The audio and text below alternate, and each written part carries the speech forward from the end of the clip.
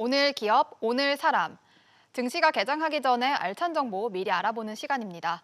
김대호 박사님과 함께하겠습니다. 박사님 안녕하세요. 네, 반갑습니다. 오늘은 어떤 기업과 사람이 화제가 됐는지 알아보겠습니다. 먼저 마크 저커버그 페이스북 CEO입니다. 다음은 김종갑 한국전력 사장, 그리고 도요타 아키오 도요타 자동차 사장입니다. 마지막으로 정현호 메디톡스 대표가 오늘의 기업과 사람으로 선정됐습니다. 첫 번째 오늘의 기업과 사람, 마크 저커버그 페이스북 CEO입니다. 페이스북과 애플이 전쟁을 시작했습니다. 최근 팀쿡 애플 CEO가 공개적으로 구글과 페이스북을 공격하는 발언을 하자 페이스북이 주요 언론사에 애플을 비판하는 광고를 냈는데요. 박사님, 페이스북이 광고를 낸 걸 보면 소상공인들을 위해 싸우겠다 이런 멘트를 했습니다.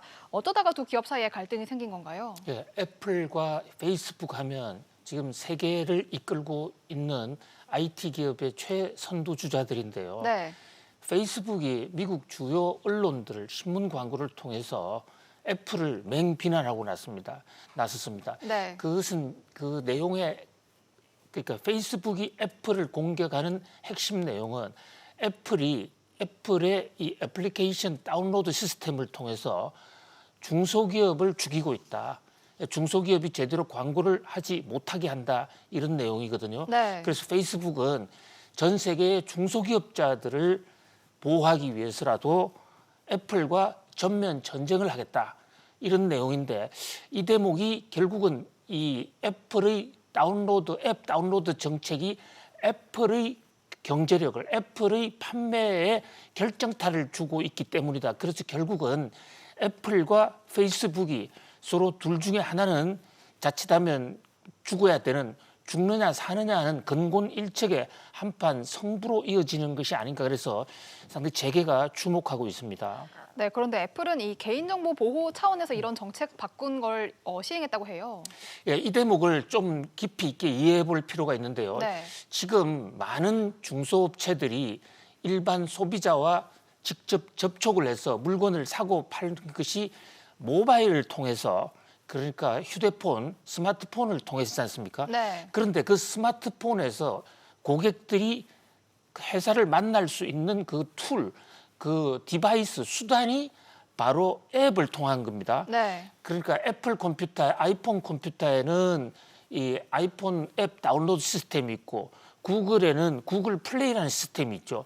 거기 들어가서 앱을 다운로드 받게 되고 그 앱을 통해서 물건을 사고 파게 되는데 그 안에서 개인정보를 넣고 또 그 개인정보를 통해서 물건을 사고 팔지 않습니까? 네. 근데 이 대목에 대해서 애플이 지금 문제를 제기하고 있는 것은 많은 업체들이 바로 이 앱을 통해서 개인정보를 유출해서 그것을 빼내서 타겟팅에 맞는 그런 어떤 그 상품 광고를 하고 있다. 네. 광고를 하는 것까지는 문제 삼을 수 없지만 개인정보를 유출을 해서 많은, 그러니까 애플 다운로드 앱을 통해서 접촉을 했던 많은 소비자들이 본의 아니게 피해를 보고 있다. 이것을 전부 보고하라.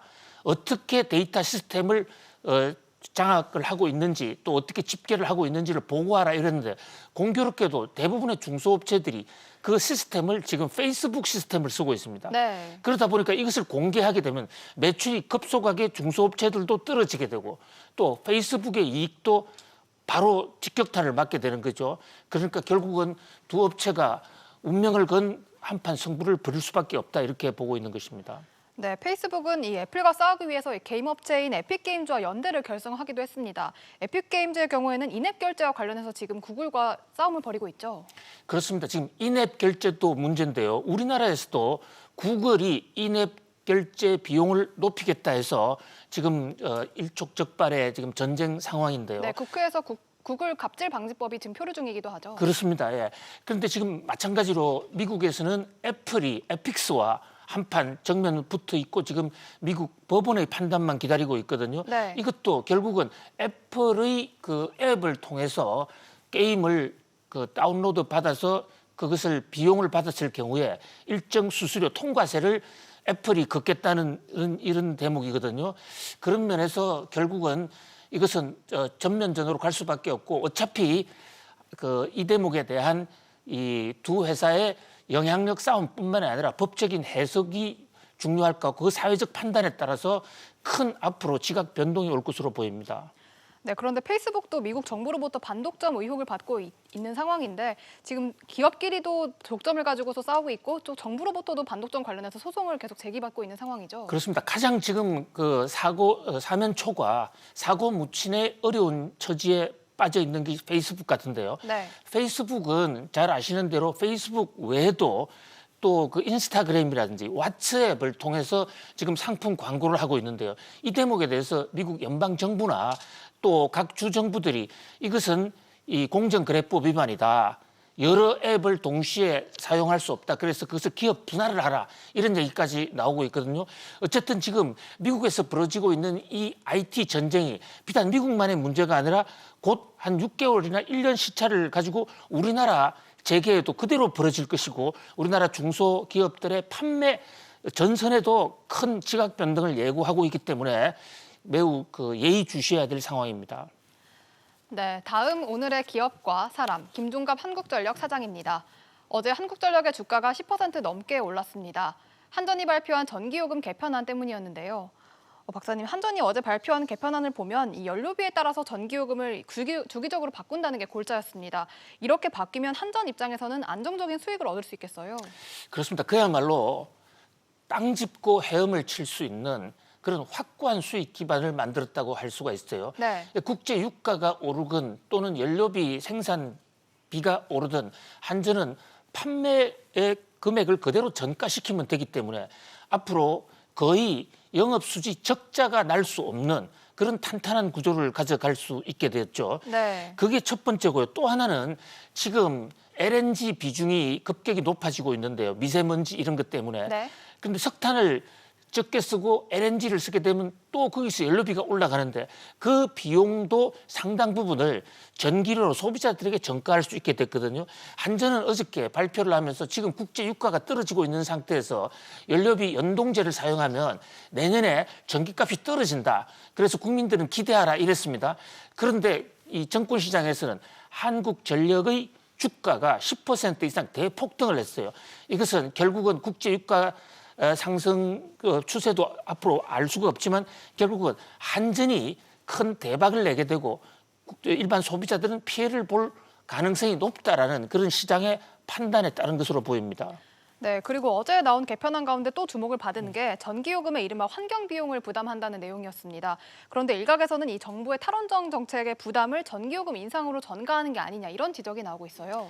예, 지금 구체적으로 정부가 원전을 철폐한 것은 없죠. 이제 노후된 원전을 스톱시킨다든지 신원전을 건설을 일단 유보한 이런 정도인데 네. 그래서 직접적인 상관관계는 없습니다만 많은 전문가들은 결국은 원전을 스톱하면 그 원전에서 생산하는 애들은 전기 생산을 결국은 다른 석유나 LNG, 석탄으로 생산할 수밖에 없고 또 재생에너지로 막 생산할 수 없는데 이런 쪽의 비용이 지금 원전보다 훨씬 높아서 종국적으로는 이 가격이 전기 소매 가격이 높아질 수밖에 없다. 특히 이게 가격 연료 연동제를 하게 되면 LNG 쪽의 비중이 높아질 수밖에 없는 구조다. 그런 면에서 특히 산업계에서도 좀 비상인데요.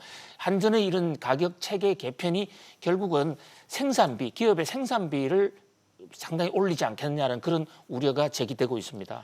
네, 그리고 또 한전의 앞으로 주가에 대해서 좀 전망을 해보자면 요금제 개편과 별도로 또 최근 유가나 환율 상황을 보면 앞으로 좀 상승할 거다 이런 전망이 나오고 있어요. 그렇습니다. 그동안에 한국전력의 국제 유가가 오르던 시절에 주가가 크게 떨어져 왔습니다. 네. 지금 최근 1, 2년간은 한전 주가가 좀 오르고 한전의 수지가 개선됐지만 국제 유가가 오르는 상황에서는 그 유가 오르는 상승분을 가격에 전가하지 못했기 때문에 한전의 적자가 상당히 오래 누적이 됐었거든요. 네.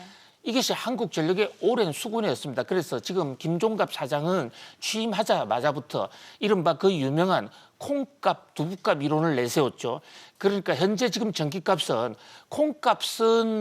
콩값보다도 두부값이 더 싸다.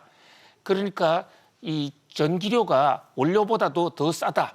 그 과정에서 한전은 적자를 보고 있다 이랬는데 이번에 원료비 연동 제도를 사용하게 되면 콩값 가격이 어떻게 되느냐보다 콩값 플러스 알파를 두부값으로 받을 수가 있기 때문에 한전에 확고한 수지 기반을 만들었다 이렇게 지적하고 있는데 이제 정권 시장에서는 한국전력이 지금 우리나라 기업이긴 하지만은 그 소유자들이 주주들이 대부분 외국인들이거든요. 네. 그런 면에서 한전은 좋아졌지만 국민 경제에 과연 어떤 도움이 되겠냐. 물론 산업부에서는 연료비 연동제를 한다 하더라도 앞으로 그 상한폭을 두겠다, 적절히 조절하겠다고는 합니다. 그러나 하여튼 이를 둘러싸고 앞으로 논전은 상당히 거치지가 않을 것으로 보입니다. 네, 세 번째 오늘의 기업과 사람, 도요타 아키오 도요타 자동차 사장입니다. 최근 일본 니혼게이자의 신문 일면에는 전고체 배터리에 대한 내용이 실렸습니다. 일본이 전고체 배터리 분야에서 주도권을 잡겠다는 포부가 담긴 내용이었는데요. 박사님, 현재 일본 기업 중에서 전고체 배터리 개발 앞서 있는 게 오늘의 기업인 도요타가 가장 앞서 있다고 해요. 그렇습니다. 전 세계에서 지금 도요타가 전고체 배터리에 가장 앞서 있다는 것은 뭐 세계적인 한결같은 전문가들의 공통된 평가인데요. 네. 그동안에 도요타는 사실 이 전고체 배터리, 그러니까 전고체 배터리라는 것은 배터리를 전부 고체로 만드는 겁니다. 지금 현재 나와 있는 우리나라 LG라든지 SK 이노베이션이 주로 쓰고 있는 배터리는 양극과 음극을 분리해 놓고 있고 그것을 그 가운데 오고 가는 것을 리튬 이온이라는 액체를 쓰고 있어요. 네. 그러다 보니까 이 액체에서 화재도 나고 효율도 떨어지는데 이것을 전부 고체로 사용하겠다는 게 토요타가 얘기하는 전고체인데 이 토요타는 그동안에 배터리 기술이나 전기차 기술을 지금 발톱을 감추고 있습니다. 네. 많은 사람들이 왜 세계적으로 1등이라는 토요타 회사는 왜 전기차를 제대로 만들지 않을까? 라는 얘기를 합니다. 왜냐하면요, 도요타는 이미 오래전부터 하이브리드 카라는 이름으로 이 전기차와 유류차 이것을 갖다가 흡수해 놓은 양수 겸장용 차를 쓰고 있는데 이것이 환경 규제에 걸리지가 않아요. 네. 그래서 적은 단가라도 계속 잘 팔리고 있으니까 특별히 테슬라와 같은 전기차를 만들 필요가 없었는데도 한 곳에서 계속 지금 배터리 준비를 해와서 니혼게이자의 신문의 보도에 따르면 내년 1월 달에 그 전고체로 만든 자동차 시제품을 이제 드디어 내놓는다. 이런 얘기입니다. 그렇게 되면 세계 자동차의 판도, 전기차의 판도가 바뀌는 것은 물론이고 한국이 장악해왔던 이 배터리 시장, 한국과 중국이 1등이었죠. 거기에 다시 20년 전처럼 일본이 우뚝 설 것이다. 그래서 이 배터리 굴기가 다가오고 있다 해서 굉장히 기대 섞인 그런 보도를 하고 있습니다. 네, 그렇다면 이 전고체 배터리가 차세대 기술로 손꼽히는 이유가 뭘까요? 그렇습니다. 첫 번째가 바로 안전성 때문입니다. 네. 그러니까 현재 지금 자동차에 전기차로 전환했을 때 가장 큰 문제가 화재 사건인데 리튬 이온을 오고 가면서 플러스와 마이너스 음극인데 플러스에서 마이너스로 갈 때 또 마이너스에서 플러스로 갈 때 충전을 하고 또 전기를 배급해주는 시스템인데 그 과정에서 지금 이 화재가 많이 나거든요. 네. 근데 전고체로 하게 되면 그럴 가능성이 제로로 줄어들고 또 하나는 전고체로 했을 때 용량이 대폭 줄어듭니다. 지금 전기차의 가장 큰 단점, 배터리의 가장 큰 단점은 배터리 부분이 워낙 큰 부피를 차지하기 때문에 전기차의 덩치도 커지고 연료 효율이 떨어지는 것인데요. 그다음에 세 번째는 이 전고체 배터리의 효율은 에너지 충전하는 속도가 상당히 빠릅니다. 그래서 5분 정도면 500km를 달릴 수 있다 이런 얘기거든요. 그렇게 나온다고 그러면 앞으로는 이 배터리 회사뿐만이 아니라 그 도요타가 직접 배터리도 만들고 전기차도 만들어내면 한국 전기차에도 위협이 되고 또 배터리 회사에도 위협이 될 수 있는 상당히 중대한 변화상이라고 볼 수가 있겠습니다. 네, 지금 국내 기업 중에서는 현대자동차가 전고체 배터리를 개발 중이고 또 미국에서는 퀀텀스케이프라는 스타트업이 전고체 배터리를 개발 중이라고 해요. 그렇습니다. 이 전고체 배터리가 나온다면 배터리의 판도가 바뀔수록 보이는데요. 최근에 빌 게이츠, 마이크로소프트의 빌 게이츠가 중소 배터리 회사에 출자를 하지 않았습니까? 네. 그 회사가 바로 지금 미국에서 전고체 배터리의 개발에 가장 앞서가 있는 회사예요. 네. 그리고 지금 일본 도요타, 또 파나소닉 이런 회사들이 지금 배터리에 명운을 걸고 있는데요.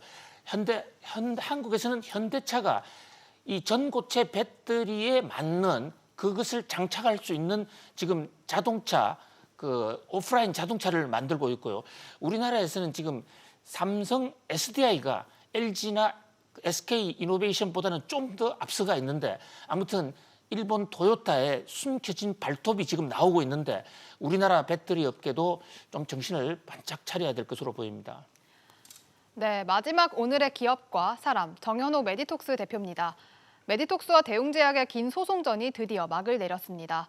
미국 국제무역위원회 RTC는 메디톡스의 손을 들어줬는데요. 박사님, 어제 RTC의 최종 판결이 나왔습니다. 그런데 주가는 RTC의 판결과 정반대로 나왔는데요.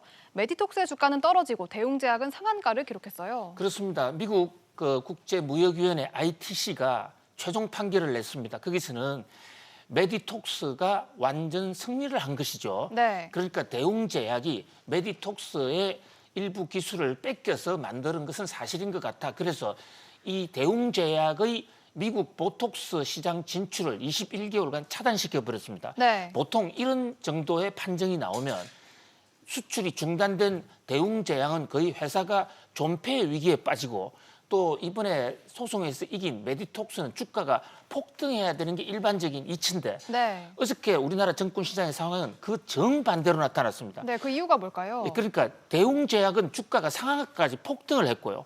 그다음에 이 소송에서 이겼다고 판정을 받은 메디톡스는 어제 주가가 대폭락을 했어요.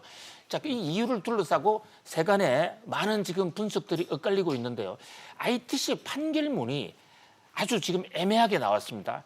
그러니까 미국 ITC의 판결문 원본은 2주 후에 공개가 되는데 네. 그 요약본만 어저께 인터넷으로 공개가 됐거든요. 거기에 따르면 이 대웅제약이 그 불법을 한 것은 맞다. 그래서 21개월간 수출 금지라는, 미국 시장 진출 금지라는 페널티를 주는데 하면서 그 뒷문장에 나온 게 이 그동안에 메디톡스가 주장해왔던 보톡스의 균주 부분에 대해서는 이렇다 할 얘기가 없으면서 오히려 균주는 영업 비밀의 대상이 아니다라는, 네. 영업 비밀 침해의 대상이 아니다라고 그렇게 지적을 했거든요.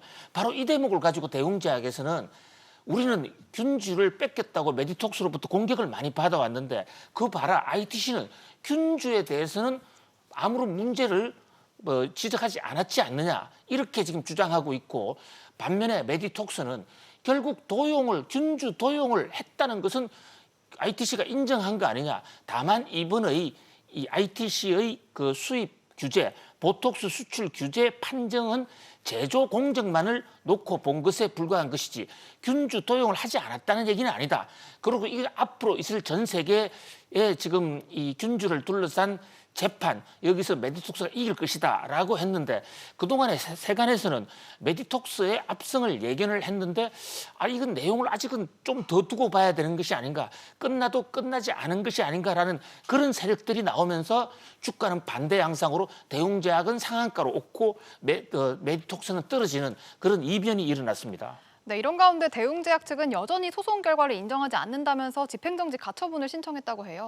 그렇습니다. 대웅제약은 오늘부터 보톡스를 미국에 수출할 수 없게 됩니다. 네. 그럼 수출을 못하게 되면 거기에 지금 공탁금을 걸고 이제 대통령이 최종 판정할 때까지 버텨보는 방법이 하나 있고요.